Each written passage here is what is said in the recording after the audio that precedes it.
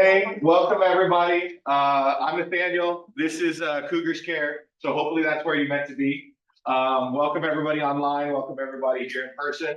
We're going to get started today. We got the next hour and a half together. We'll probably look to be more about an hour and 15. So we'll get you out of here right on time. I know it's a Friday afternoon and people got stuff to do, but thank you very much for being here. Next slide, please. I know that, well, actually, I got my slides out of order. We're going to be talking about becoming a better listener today. That's obviously the topic of our presentation. So you're going to hopefully learn some active listening stuff. We're going to do like techniques. So like you're getting a bunch of papers. Those of you that are here in the room, all of our interns are passing out papers to you all. So hopefully you get a stack of papers. Those of you online, in a moment, Joceline's going to share the link to the chat, where you can get the Google Drive of the same handouts. Once we do some of those practices, we're also going to talk about techniques that you can use to helpfully try and intercede with a friend and provide empathic support. And then I'm going to end the whole thing with an ad from the Counseling Center, because I work with the Counseling Center and that's kind of what I do. So hopefully that sounds good to everybody. Next slide, please. A couple of things. Many of you are here just because you are so interested to learn, which I love. But many of you are also here for SONA credits, for extra credit, for a class requirement, et cetera, right? So please make sure you stay to the end today and fill out the feedback survey and add your name and email address to that. So yeah, please make sure you stick around and sign up for attendance. If you're here for SONA credits, you need to be registered on the SONA system so that I know to give you the credit, right? Because if I know you came, but I don't know you need the credit, then I can't give it to you, right? So please make sure you're also registered through the SONA system if you need to be. If you have any questions, concerns, whatever, please just shoot me an email. It's nfernandez@apu.edu. Happy to help out with whatever is going on. Next slide, please. So, we will be doing some interactive activities today, but we're not going to be really sharing deep, dark secrets about each other. But I just ask that you interact respectfully with one another when we do our breakout groups.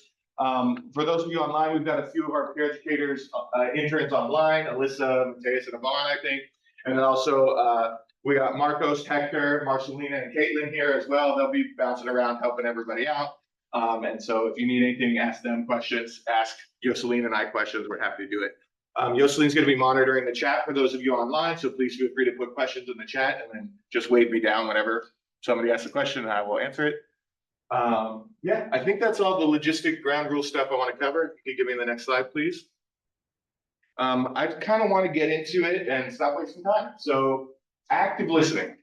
What is active listening? Maybe some of you have heard of active listening before in if you had to take a Psych 101 class or something like that. Or maybe if you've ever had an annoying manager at work that wants to try and connect with his employees more. He's always trying to use active listening skills, whatever, right? Active listening is basically, it comes from Carl Rogers, who's the founder of humanistic psychotherapy, right? But it's just a way of really paying attention to somebody else and really trying to actively listen to them, right? Rather than just sort of passively wait for somebody to stop talking so you can say something, right?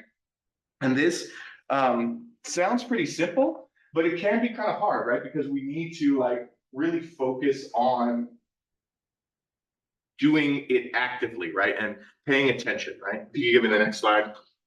A lot of times that we're working on this active listening, what we're really trying to do is assume the perspective of the other person, right?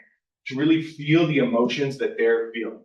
I don't know if you've ever had a really good friend or partner or family member, mentor, whatever, somebody's hopefully really listened to you well at some point in your life, right? And you got that deep feeling inside of you that they really understood, right? That they really heard you, that they really got how you feel, right? That's what active listening is all about. That's what we want to do when we're being good listeners. Is we want to not only feel the emotion that the other person's feeling, but we also want to communicate back to them that we are feeling that, right? So that they can tell that we're following along with them. Because even if we follow along with them really good and we're really feeling what they're feeling, if we don't show that back to them, then what do they care? They're not going to feel heard. They're not going to feel known, right? And so If you could give me one last slide here. The last thing I want to say in general opening is that the challenge with this is it is a set of skills, right? Obviously, that's why I gave you a whole bunch of handouts, because like there's a lot of skills that I'm going to teach you today, right?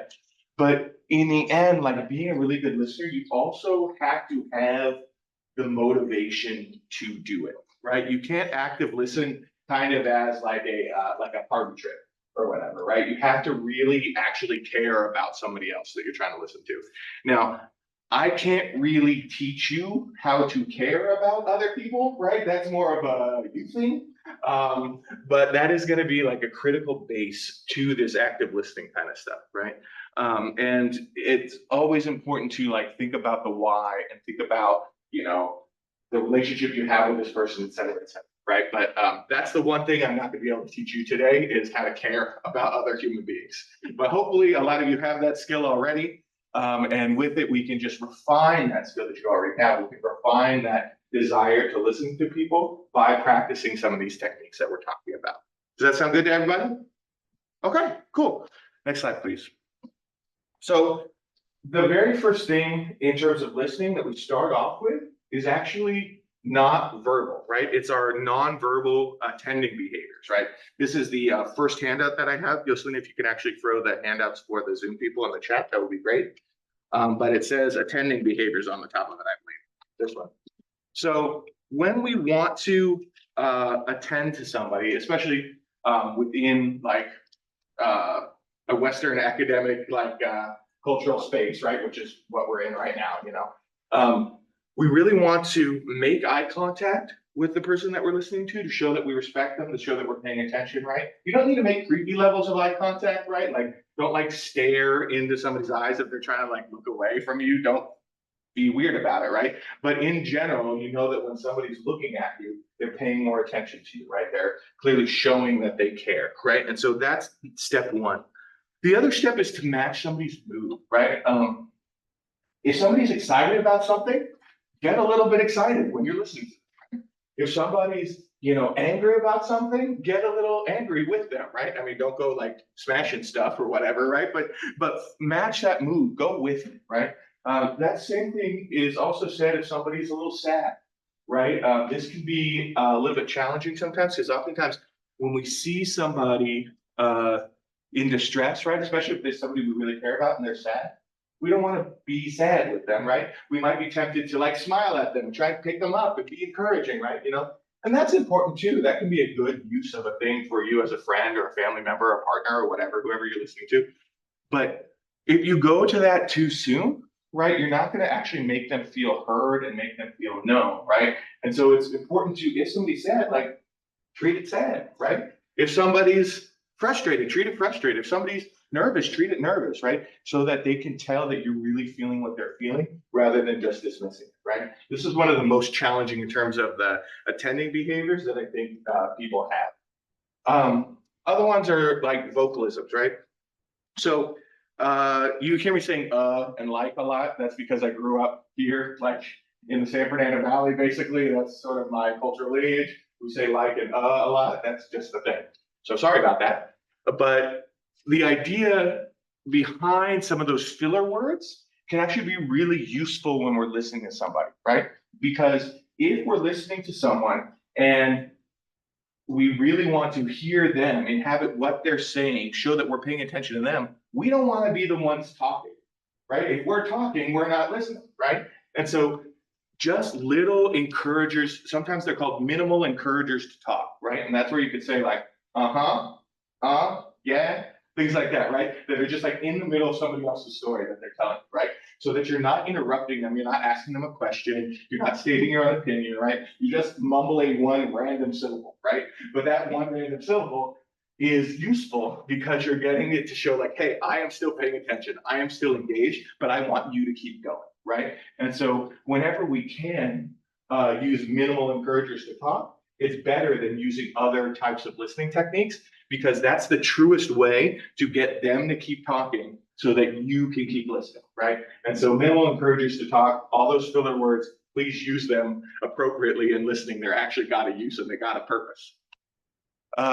Body posture is another one.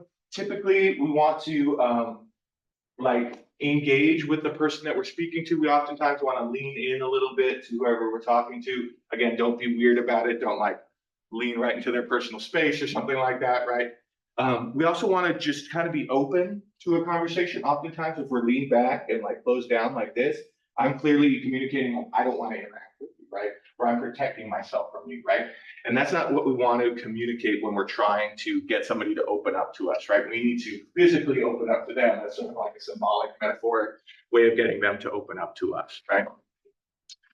And then the final one here on attending behaviors is idiosyncratic behaviors. So when I was first learning to be a psychologist, they put me in a room. It was like almost like an interrogation room, right? They had that one-way mirror on the wall, and I was sitting there with an actor. It wasn't a real client, but a person acting as though they were in mental health distress, right? And I was supposed to do therapy on them. And I had 5 of my other classmates, as well as my professor, on the other side of this mirror, like staring through the mirror with clipboards and like writing down all the weird stuff that I did, right? And it was super intimidating. And one of the constant feedbacks I got is that I like often tuck my hair behind my ear, even when it's not there. You'll probably see me do that as I'm talking. My hair's already tied back. There's nothing to tuck back, right? But it's sort of a nervous tick of mine, right? Maybe some of you bounce your leg too much when you're talking or sitting there, right? Maybe you spin a pencil or click it too much or something like that, right? We all have these weird idiosyncratic behaviors that we do, right? And sometimes they can be interfering with our ability to pay attention to somebody, right? So sometimes, like if you're like really jittery, like if you had way too much coffee or something like that, and you're bouncing off the walls, you're gonna want to think about that and like try and tamp those behaviors down, right? But also, as I could tell you, as somebody who was microanalyzed by my classmates in that first year of my PhD, it's not that big of a deal if you have these weird behaviors, right? You can just kind of, as long as they're not super in the way, like don't worry about it too much, right? A lot of times when people tell you like, hey, how to present or how to listen or whatever, they want to really define every single characteristic of how you do it, right? Don't worry about it so much. Unless somebody's like obviously and evidently distracted by you, like it's not that big of a deal, right? More focus on these other pieces of matching mood, using vocalisms, of adopting appropriate body posture. That's my crash course 101 on attending behaviors. Everybody feel good? Everybody's like, yeah, you are pros at active listening, attending behaviors now because I literally just talked to you for a couple minutes. Okay, on to the next slide. And this is a lot of slides in a row, and I apologize for that. What I want to try and do is equip you with all of the tools all together, and then we're going to practice the tools all at once. So you're going to have a lot of me talking for a bit. Hopefully we can get through this all together. I believe in us. We can do it. The next thing I'm going to talk about is questioning. I gave you a paper on questioning as well. Feel free to take a look at that if you want. Questions are the most common way that we listen to people, right? You know, and that's because it's part of the conversation, part of our normal, natural thing to do, natural human curiosity, right? One of the things that can be really important when we ask questions, though, is to ask open-ended questions versus closed-ended questions, right? So if you've never heard this phrase before, an open-ended question is something that requires like a sentence to answer, right? Where a closed-ended question is like yes or no, or like a number or something, right? So if I ask like, were you angry when that happened? Somebody could say yes or could say no, right? Versus if I say like, how did you feel when that happened, right? That's an open-ended question. And they might be able to say, you know, any number of emotions that were going on with them, right? How are you feeling now versus are you happy now? What are you saying to yourself versus do you put yourself down? Like, you know, these kinds of things, all of these yes or no questions versus open-ended questions. And in general, it's better to use open-ended questions so that you can get the other person to keep talking. Just like I was talking about the minimal encouragers, right? The less space we can take up, the better. So use open-ended questions, get people to tell you a bunch rather than get people to shut down with a closed-ended question. But more so than that, the reason I introduce questions first is because I actually want to encourage you not to ask questions of people, right? Wherever possible, like when we're talking about listening techniques, questions are actually the worst listening technique you could do, right? Well, I mean, I guess the worst listening technique you could do is just like, I don't know, run away from somebody or whatever. But if you're actively engaged in conversation with somebody, right? Questions, they take over a conversation, right? When you ask a question, you're taking charge of the situation, right? You're grabbing the steering wheel of the conversation and turning it in whatever direction you want to go in, right? And maybe that's not the direction the other person wanted to go. But say you're asking like, oh, like somebody says to you, oh, I had such a terrible day today, like, my mom called and like, she lost her job and like, my dog died and, like I had a really bad score on my test and like, they messed up my drink at Starbucks, right? And if I ask them the question, man, what happened with your drink? Right? Like, what am I doing here? I'm steering this conversation into probably the most pointless part of that story that they were telling, right? And so I don't want to ask questions because I don't want to steer the conversation like that, right? I want to let the speaker go into whatever the most important part of whatever story they were telling me, and let them keep going in that direction, right? So you're going to naturally want to ask questions. You're really good at asking questions. Literally, as students, we train you to ask questions of professors and things like that. And when you do ask questions, please ask open-ended questions. But whenever possible, please don't ask questions, right? Please do something else besides asking questions. Well, now you say to me, Nathaniel, well, what am I supposed to do if I'm not supposed to ask questions? Don't worry, my next slide answers that question. So paraphrasing, and you've got another hand up for this. Apologies to all the trees that I cut down to give you all these handouts. Paraphrasing is just the same as you've probably learned about it in an academic context, right? It's taking somebody else's thought and putting it in your own words, right? And this is how you don't get in trouble for like on your exams or on your papers or whatever, right? That's paraphrasing. But you can also use a paraphrase in a conversation, right? Because if somebody says something to me, then I can just basically kind of repeat what they said. And when I do that, it clarifies my understanding, make sure I heard what they were saying right. It makes sure that they know that I heard them because I just said back to them exactly what they said to me. And it stops me from leading the conversation in any particular way, right? Because all I did was just say what they said back to them, and then they're continuing on with the conversation, right? So somebody could say to me, like, that same story, right? Like, my mom, this and that, and my dog, and my test, and I can't remember all the things I said, but it was Starbucks drink, right? All of these bad things have happened to me, and I say back to them, man, all these bad things have happened today, right? That's a paraphrase of what they just said to me, right? And this is the most most talked about piece of active listening because it's a part that kind of doesn't make sense, right? Because you would think if I just say that back to somebody, they would just like kind of look at me weird, right?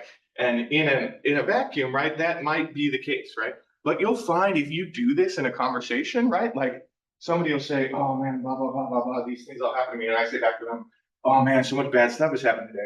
And they'll be like, right? And then also on top of that, blah, blah, blah, blah, blah. And they'll keep going, right? Because generally, we as people, we don't like the silence in a conversation, right? And we know that a conversational rhythm is like, I say something, you say something. I say something, you say something, right? We take turns in that way.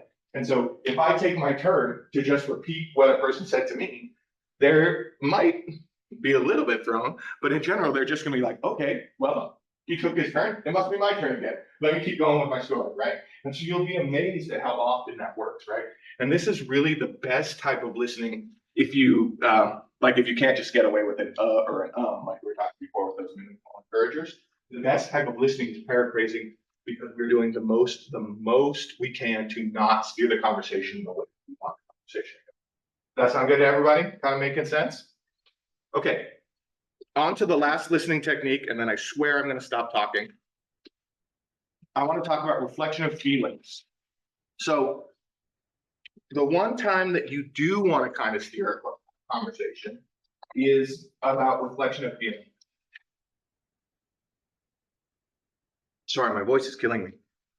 A lot of times when people are talking or when we're interacting, right, we're not going to tell people how we feel right? Because just again, in general, within our Western academic culture tradition here that we find ourselves in, most people don't try and share their emotions out, right? Most people kind of keep their emotions shut up and inside of them until they have an opportunity to let them out, right? Especially maybe if we're worried or concerned, right? There's something that is really making us sad or something really making us scared, right? We're not going to like immediately tell somebody about that because we might be scared of having that vulnerability, scared of letting somebody see our emotions, right? But we obviously know when we want to feel heard and listened to and understood, right? We need the other person to hear our emotions. We need the other person to understand those emotions so that they can validate us, so that we can feel accepted, so that we can feel heard, so that we can feel known, right? So what do we do about that? If somebody's talking to you and they ain't talking about feelings, well, you know you need to hear their feelings so that you can mirror them back to them so that they can feel heard and understood and known. What do? Well, you do a reflection of feeling, right? So let's go back to my same example again. The person that had the terrible, awful, no good, very bad day, right? They had this awful bad day, and I would say something to them like, you feel sad because of all these things that have been happening today, right? Or you feel frustrated that it's just one thing after another. Or you feel like scared and overwhelmed that all these things are happening at once, right? All of those are possible reflections of feeling where I named a feeling that could possibly be coming from what they're talking about. And I said it to them with my reasoning behind why I think they're feeling that, right? And so in this point, it's kind of a guess, right? Because just like I said, I could have had, sad, mad, or scared, all possible reactions to that story that I've been telling, right? And so you never want to be too definitive with a reflection of feeling, right? Because you don't want to take the whole ship and steer it, right? You don't want to tell somebody how they should feel, right? But you can kind of put it, you know how you can kind of ask a question without asking a question by like putting that little upward tilt at the end of a question, right? I could say something like, so you feel scared because of the stuff that has happened. Or I could say, so you feel scared because of the stuff that's happened, right? You see that I put the questioning inflection on my statement, right?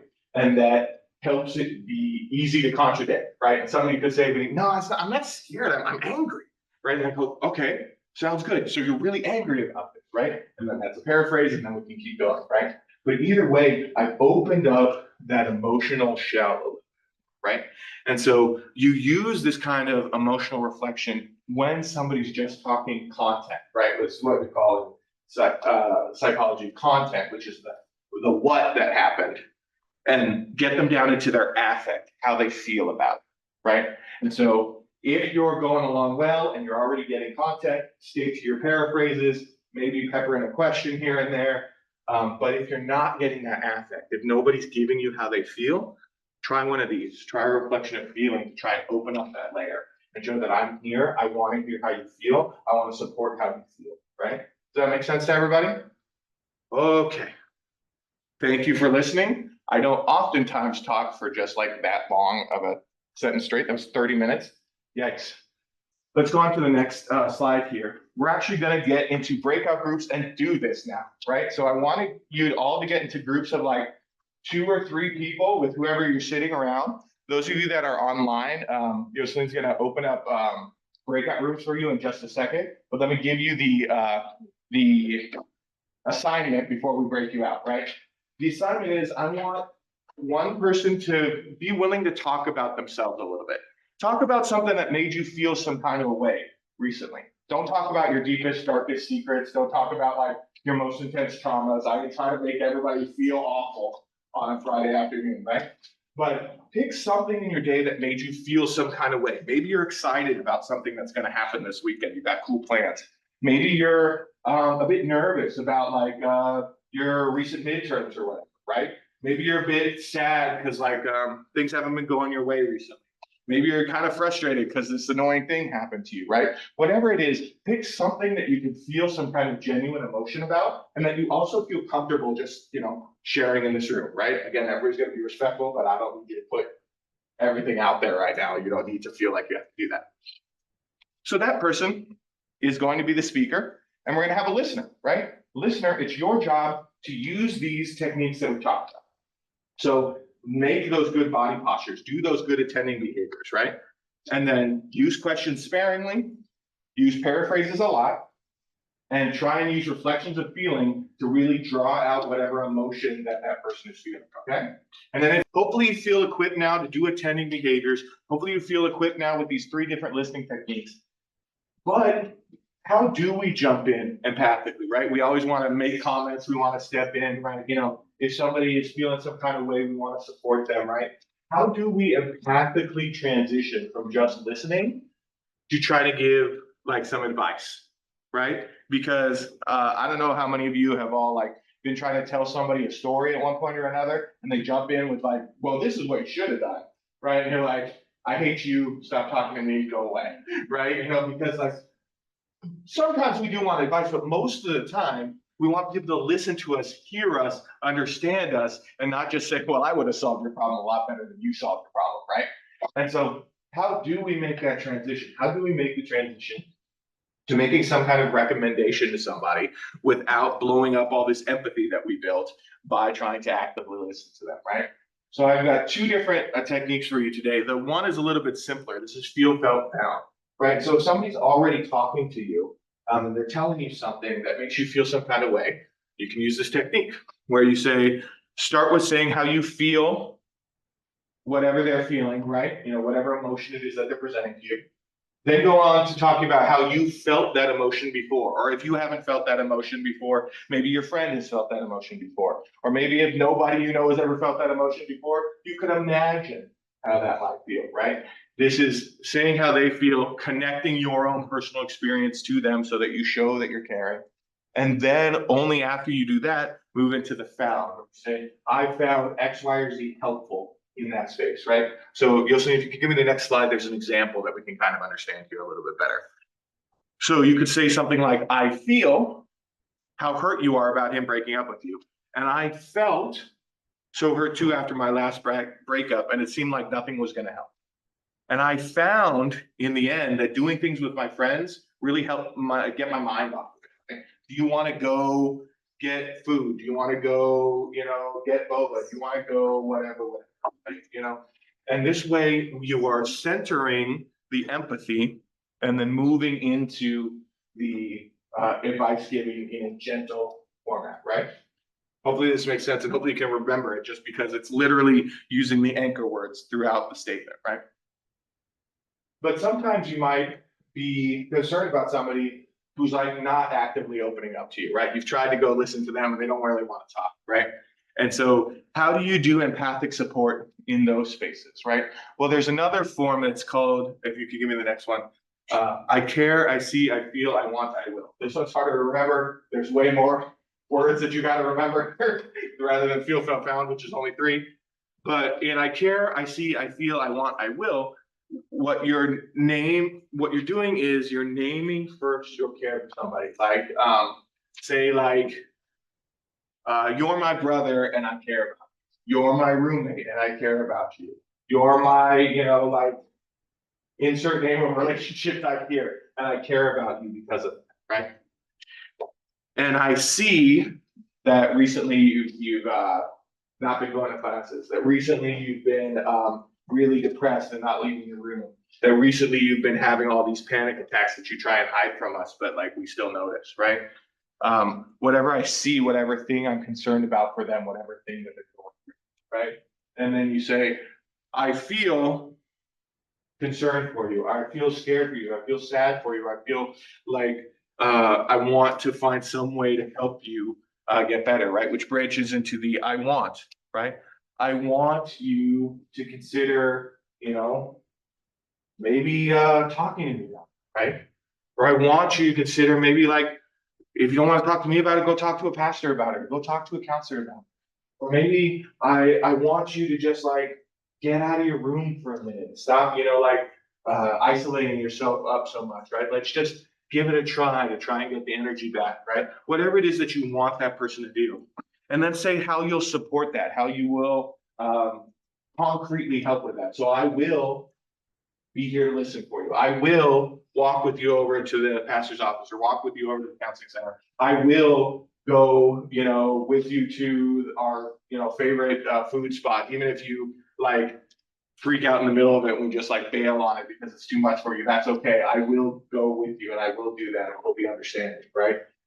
whatever you're going to concretely do to support, right? So again, give me an example on the next slide, please, Jocelyn. So we're roommates and I care about you. I see you've been really depressed recently, haven't even been able to leave the room, right? I feel worried for you and I want you to get some help. I will be happy to walk with you over to the counseling center or to the campus ministry, right? This is the way that you can intervene with somebody in a caring, empathic way, but even if that person's not initially starting the conversation, if instead you're the one that's starting the conversation, right? And so if somebody's already talking to you, feel felt out. If somebody is not talking to you, but you're concerned about them and you want them to talk to you or you want them to take some action, I care, I see, I feel, I want their help. Everybody feel good about that? Okay, great, I love it. So if you give me the next slide, please. We're not going to do breakout groups for this because it's just way too much to get back into a breakout, but I want everybody to jot down right now or think about, like, what did you learn today? Hopefully I learned you something. Hopefully it was somewhat useful to you, right? What did you learn today that was surprising? Because it's important to remember the surprising things because obviously they're new to you, right? And then what is it about this that you can commit to practicing? Maybe it's like, I need to commit to practicing better attending behaviors. Or maybe it's like, I need to commit to practicing actually caring about other people when I try and listen to them. Or maybe it's I will commit to, I don't know, anything that we learned today, right? What's one thing that you really practically do? Because what we've learned from all the psychological research is that you make what's called a behavioral intention. You say something that you're gonna do, you're more likely to do that thing than if you just say, we'll see what happens, right? So make yourself a promise and then keep that promise to yourself so that you can improve your listening, you can become that better listener that you want to be. Does that sound good to everybody? Okay, great. Well, let me put in the advertisement then, because I told you I wouldn't get you out of here without an ad. The University Counseling Center is here to help you, right? So if you are listening to somebody and they're in distress, you can come to the counseling center. If you are in distress, you can come to the counseling center. If you just want to learn how to become a better listener, then you can come to the counseling center. We can teach you more about that, right? I literally talked to you an hour today, but I could talk on and on and on about this. The interns can tell you I talk on and on about it in our trainings every week. So please come check us out. While you're an APU student, for the duration of your time as an APU student, you have 100% free HIPAA confidential services available to you at any time, right? You can come to our office, which is in Magnolia Court. That's in the Shire Mods. That's basically across the street from the In-N-Out over there past the baseball field. You can walk in anytime, 8:30 to 4:30 weekdays. But we have also phone sessions. We have also Zoom sessions if you're a commuter or you just don't want to go all the way from UV all the way over to Shire.